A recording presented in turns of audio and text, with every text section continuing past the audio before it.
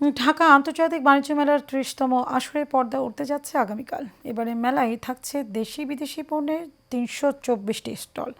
জুলাই যোদ্ধাদের স্মৃতি তুলে ধরতে জুলাই স্মৃতি ফাউন্ডেশনের উদ্যোগে মেলায় রয়েছে জুলাই প্যাভিলিয়ন। সাইফুল ইসলাম পিয়াসের তথ্য ও চিত্রে বিস্তারিত জানাচ্ছেন সৈয়দ সাতালিজান। দেশীয় পণ্যের প্রচার আর বিশ্ববাজারে নতুন দুয়ার খোলার লক্ষ্যে বর্ণিল রূপে সেজেছে রাজধানী ঢাকার পূর্বাচলে স্থায়ী প্যাভিলিয়নে আন্তর্জাতিক প্রদর্শনী কেন্দ্র।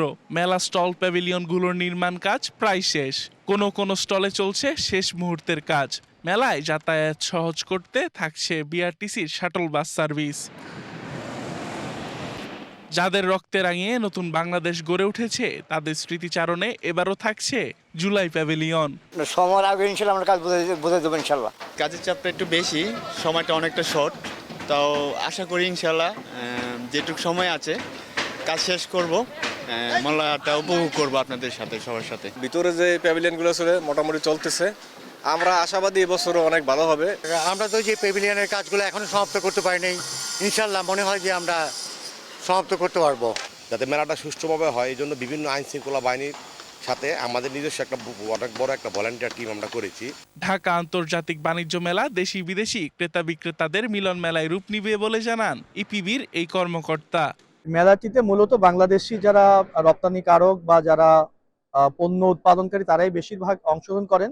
তবে এর পাশাপাশি এবার আমাদের পার্শ্ববর্তী দেশ ভারত, পাকিস্তান, ইরান, তুরস্ক, সিঙ্গাপুর ইত্যাদি দেশ থেকেও বিভিন্ন প্রতিষ্ঠান এই মেলায় অংশগ্রহণ করে একটি পূর্ণাঙ্গ আন্তর্জাতিক বাণিজ্য মেলার রূপ পরিগ্রহণ করতে যাচ্ছে এটি।